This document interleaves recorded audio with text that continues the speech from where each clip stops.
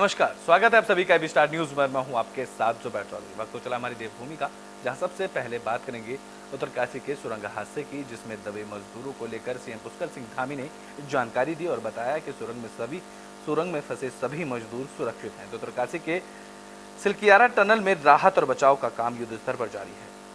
अगर drilling machine से drilling का कार्य भी इस दौरान किया जा रहा है।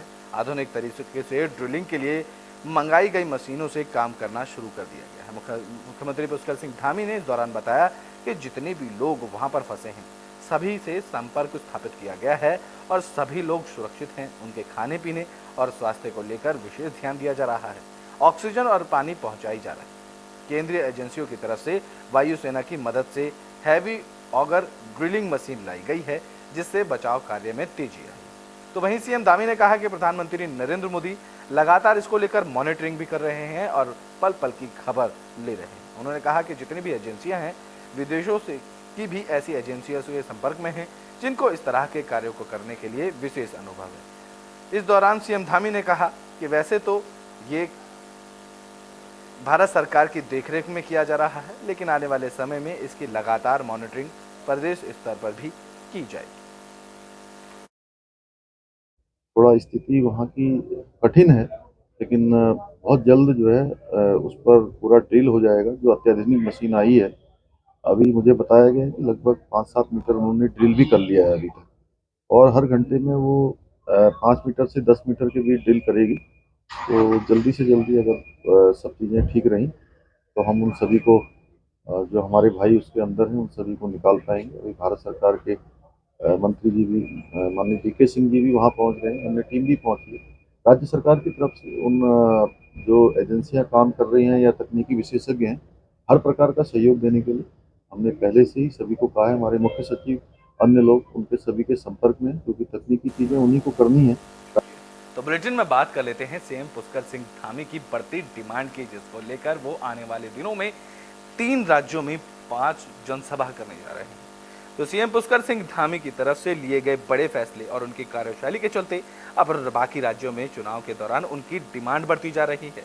इसी को ध्यान में रखते हुए बीजेपी हाईकमान ने मुख्यमंत्री पुष्कर सिंह धामी को राजस्थान, मध्य प्रदेश और छत्तीसगढ़ में 5 जनसभाएं करने के लिए आग्रह किया। इन तीनों ही राज्यों में भारी संख्या में प्रवासी उत्तराखंड रहते हैं, जिसके चलते बीजेपी ने यह फैसला लिया। वहीं बीजेपी के प्रदेश प्रवक्ता विपिन ने सीएम धामी के पार्टी के भीतर बड़े हुए कद की वजह की ओर से लिए गए ठोस निर्णयों की वजह के बारे में जानकारी दी और उन्होंने कहा कि उनकी राज्यों में मांग अब बढ़ती जा रही है। निश्चित तौर पर जहां जहां उनकी जनसभाएं होंगी, वहां प्रचंड बहुमत के साथ बीजेपी प्रत्याशी चुनाव जीतकर आएंगे।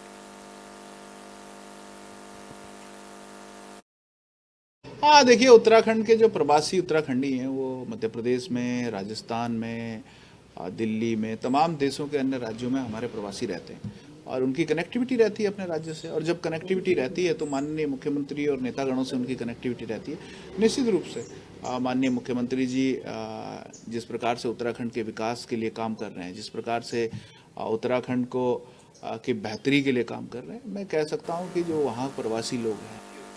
तो उत्तरकाशी टनल हादसे में फंसे हुए मजदूरों को लेकर और कार्य को लेकर आपदा सचिव ने जानकारी दी है। तो वहीं उन्होंने टनल निर्माण कंपनी पर भी उठ रहे सवालों के बारे में जानकारी दी। तो उत्तरकाशी के सिलकियारी में भूधसाव की वजह से 40 मजदूर फंसे हुए हैं, लेकिन अभी तक 40 मजदूरों का रेस्क्यू नहीं किया गया है, जिसको लेकर कई सवाल खड़े हो रहे हैं। दुर्घटना रविवार सुबह को हुई थी।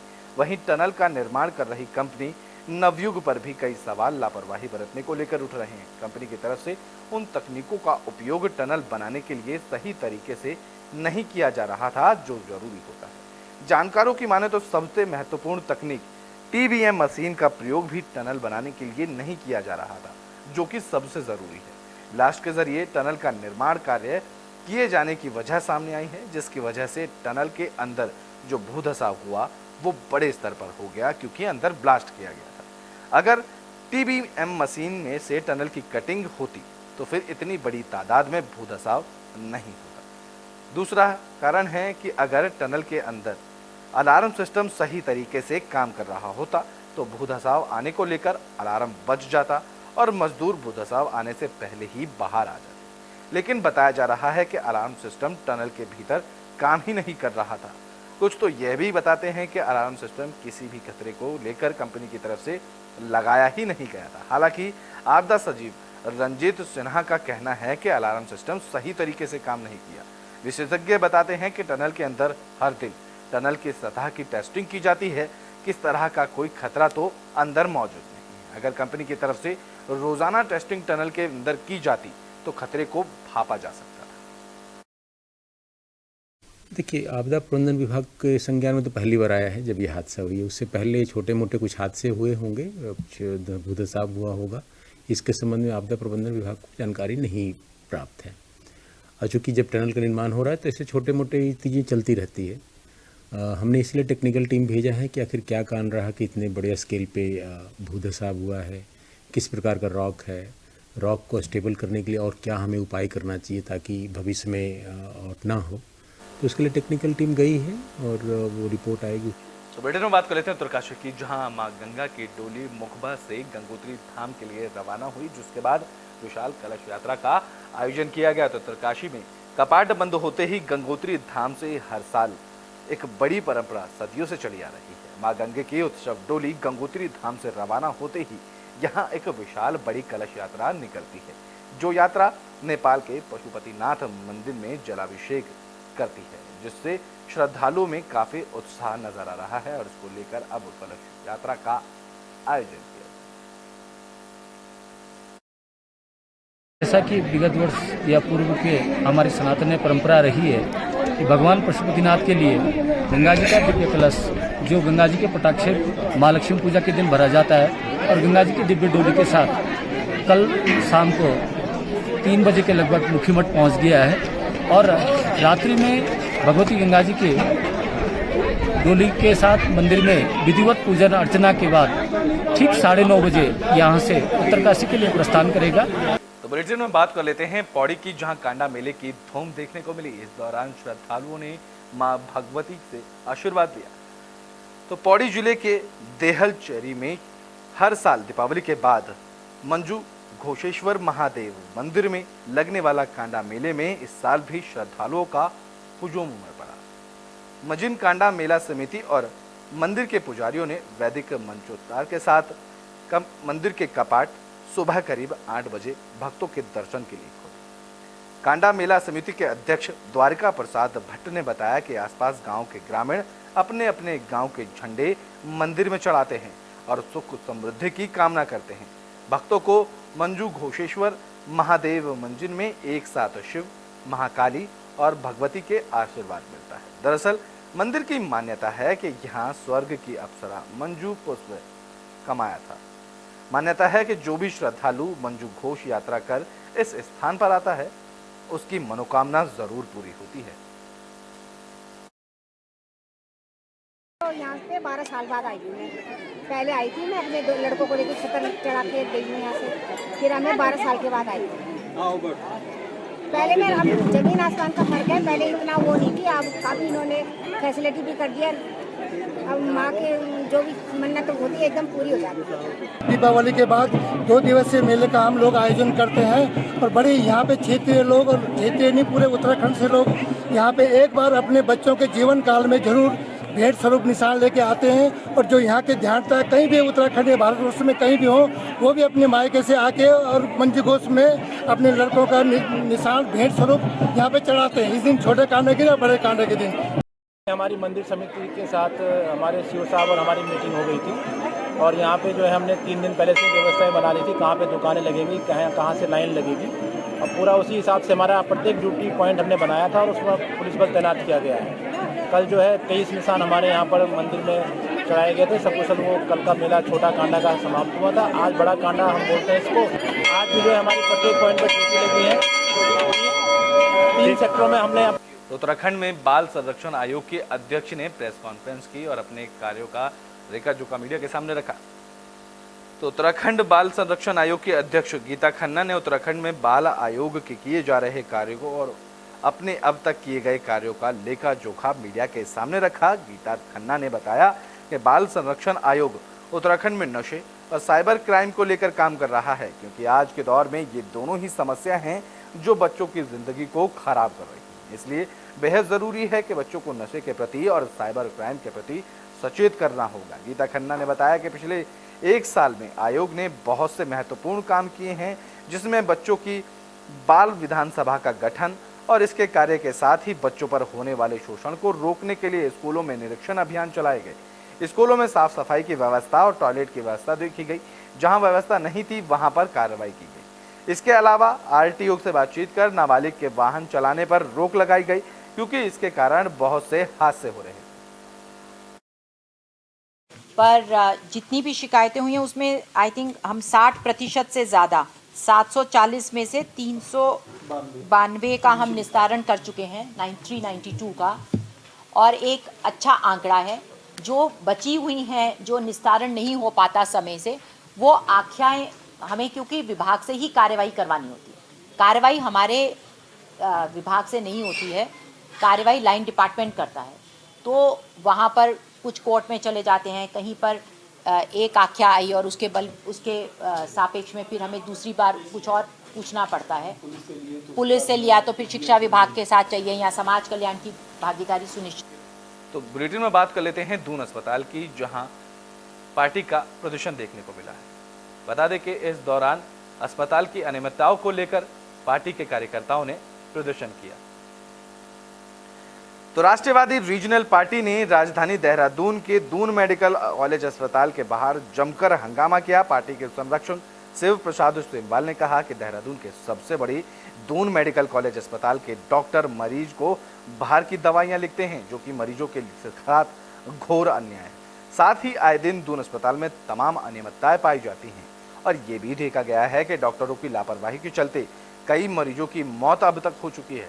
यहाँ अस्पताल प्रबंधक की घोर लापरवाही नजर आती है, जिसके चलते हम आज विरोध करने के लिए सड़क पर उतरे हैं। उन्होंने कहा कि जल्द से जल्द अगर अस्पताल की व्यवस्थाएं नहीं सुधरी तो हम आगे उग्र आंदोलन करने को मजबूर हो जाएंगे। और इसीलिए हमारा ये आज विरोध प्रदर्शन है कि इसको एक कलेक्शन सेंटर की तरह लिया जाना बंद करिए और तमाम जो तत्काल जो डॉक्टर्स हैं, जो एनपीए भी ले रहे हैं और बाहर प्रैक्टिस भी कर रहे हैं, अपने प्राइवेट अस्पताल जिन्होंने खोले हुए हैं, इनकी जो संलिप्तता की इनकी जांच की जाए और उस तरीके के डॉक्टरों की एक मुश्त हमारी जो है मांग है कि इनका एमबीबीएस का जो लाइसेंस है, जो डॉक्टरी का लाइसेंस है, इसे रद्द किया जाए, तभी जाकर के इस तरीके की घटनाओं पर रोक लग सके। हाँ देखिए, ये कहना गलत होगा कि यहाँ से हम लोग हमारे डॉक्टर्स इस तरह से रेफ़र करते हैं, लेकिन कोई भी अगर इस तरह की घटना है तो आप लोग से अपील है कि आप इसको हमारे संज्ञान में लेके आइए, तो इसमें हम ज़रूर इंक्वायरी करेंगे। और क्योंकि सभी डॉक्टर्स को बार बार इस तरह का नोटिस और रिमाइंडर जाता है कि यहाँ से कोई भी मरीज़ अनड्यू रेफ़र ना हो। कोई सुविधा अगर उस टाइम पर अवेलेबल नहीं है तो बात अलग है, हम लोग उसमें ऐसे में गवर्नमेंट हॉस्पिटल में ही रेफ़र करना हमेशा एक रूल है। और इसके अलावा सभी की जो नौकरी का एक रूल है उसमें भी ये लिखा हुआ है कि कोई भी प्राइवेट प्रैक्टिस में इस तरह से मरीज को यहाँ शिफ्ट नहीं करेगा। तो मेरी अपील है आपसे, अगर कुछ भी ऐसा आपके संज्ञान में भी है तो नाम के साथ आप हमें शिकायत कर सकते हैं। और इसीलिए हमारा ये आज विरोध प्रदर्शन।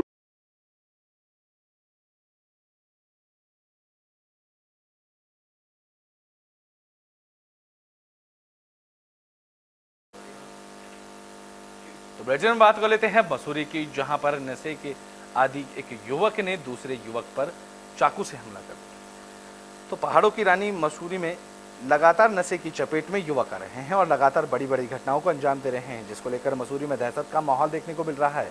इस कड़ी में अब नशे के आदि एक बदमाश ने युवक पर चाकू से हमला कर दिया, जिससे युवक का गंभीर रूप से घायल हुआ, जिसको स्थानीय लोगों की मदद से उप जिला चिकित्सालय ले आया गया, जहां पर उसका इलाज किया गया। घायल युवक अखिलेश पवार की तरफ से मसूरी कोतवाली में तहरीर देकर हमला करने वाले युवक के खिलाफ कार्रवाई करने की मांग भी की गई, जिस पर पुलिस की तरफ से 2 युवकों को गिरफ्तार किया गया। तो वहीं स्थानीय लोगों ने पुलिस की कार्यप्रणाली को लेकर भारी आक्रोश व्यक्त किया। उन्होंने कहा कि पुलिस की तरफ से नशे के आदि युवकों पर कार्रवाई नहीं की जा रही। अखिलेश पवार बोल रहा हूँ। मैं कल रात ड्यूटी करके आ रहा था कोलू से, तो मैं जो मेरे साथ लड़का जॉब करता है, मेरे साथ वो लड़का नीचे, उसको मैं छोड़ने जा रहा था पार्किंग तक। तब तक ये लड़का मुझे रास्ते में मिल गया। मैं बाइक मोड़ रहा था, टक्कर टुक्कर कुछ नहीं हुई हमारी बाइक की। जैसे मैं मोड़ा, उसने मुझे गाली गलौज करी, गाली गलौज कर मुझे थप्पड़ मारा, सीधे छूटते हाथ छोड़ दिया गाली गलौज करके। फिर मैं भी गया, मैंने भी एक दिन थप्पड़ मारे, तो उसने क्या करा, सीधे चक्कू निकाल के मेरे पे चक्कू से वार करते पूरा, ये काट कूट दिया। तो मैंने भी इस पर वार कर दिया, ठीक है ना। उसके बाद ये वहाँ से भाग गया।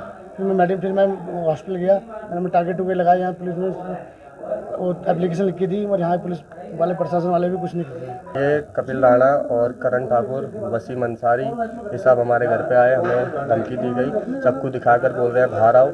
हमने दरवाज़ा नहीं खोला, इस वजह से हम बच गए। किस चीज़ का झगड़ा हुआ? अब क्यों है झगड़ा? सर ये ऐसे ही करते हैं, ये स्मैक पीते हैं, दारू पीते हैं, ये आपस में सबसे लड़ते हैं। पूरे मसूरी का इन्होंने माहौल ख़राब करा हुआ है जी। हमने पहले भी इस पर एक मुकदमा चल रहा है, कल हमारी डेट है कि फिर हमारे साथ ऐसा गया, आज हम फिर मुकदमा देंगे।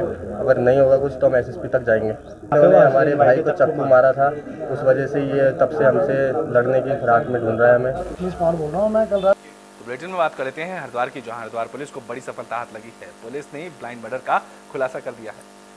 तो हरिद्वार में पुलिस ने ब्लाइंड मर्डर की केस की गुत्थी को सुलझा लिया है और आरोपियों को गिरफ्तार कर लिया है। बता दें कि कप्तान परमेंद्र डोभाल के निर्देशन पर श्यामपुर थाना अध्यक्ष नितेश शर्मा के नेतृत्व में हरिद्वार की श्यामपुर पुलिस ने आरोपी को गिरफ्तार किया। पुलिस के मुताबिक प्यार में बेवफाई मिलने पर पूजा उर्फ अफसाना के प्रेमी अजय ने ही उसे मौत के घाट उतारा था। पुलिस कप्तान परमेंद्र डोभाल के निर्देशन में पुलिस ने रात भर दिन एक कर एक हफ्ते के अंदर ही इस हत्याकांड का पर्दाफाश किया और बल्कि हजारों फैक्ट्री कर्मचारियों की भीड़ में छुपे कातिल के गिरबान को पकड़कर खींचकर बाहर निकाला और उसको गिरफ्तार कर लिया। 9 तारीख को जो चंडी मंदिर मार्ग पर एक युवती का एक शव मिला था, जो बिल्कुल ब्लाइंड था, अज्ञात महिला का वो शव था। पुलिस के द्वारा इसे संज्ञान में तुरंत लिया गया और एसओ श्यामपुर के द्वारा इसमें अभियोग पंजीकृत किया गया था, क्योंकि कोई भी इस बॉडी को क्लेम नहीं कर रहा था। और एक चैलेंज के तौर पर इसको लेते हुए हमारी जो सिटी की टीम है, इसमें एसपी सिटी, CO सिटी और हमारे एसपी क्राइम जो है इसमें लगातार मॉनिटर कर रहे थे। और एसओ श्यामपुर का इसमें बहुत ही बड़ा योगदान है। इस पूरा एक ब्लाइंड मर्डर को बैक ट्रैक करते हुए उन लोगों के द्वारा सिटकुल क्षेत्र में जब आया, वहाँ से जब और पता करा तो ये पता लगा कि जो अभियुक्त है अजय, ये कुछ समय पूर्व यहाँ रह रहा था और ये युवती को एक वाइफ के तौर पे यहाँ पर अपने साथ रखा हुआ था। तो बुलेटिन में बात कर लेते हैं हरिद्वार की, जहां छठ महापर्व को लेकर लोगों में उत्साह देखने को मिल रहा है। तो पूर्वांचल और बिहार में मनाए जाने वाले छठ पूजा के पर्व की धूम अब हरिद्वार में भी देखने को मिल रही है। दीपावली के बाद गंगा घाटों पर छठ पूजा की धूम देखने को मिली, जहां दिवाली के 6 दिन बाद आने वाली छठ पूजा का पर्व पूर्वांचल में बड़े ही धूमधाम से मनाया जाता है। छठ पूजा को लेकर हरिद्वार के गंगा घाटों को भी सजा लिया गया है। छठ पूजा में उसे उगते और छुपते सूरज की पूजा की जाती है। यह पर्व दीपावली के 6 दिन बाद पड़ता है, जो नया खाए की परंपरा से शुरू होता है। तो उत्तराखंड के बुलेटिन हमारी देवभूमि में अभी के लिए बस इतना ही। देश और दुनिया की तमाम खबरों के लिए देखते रहें AB स्टार।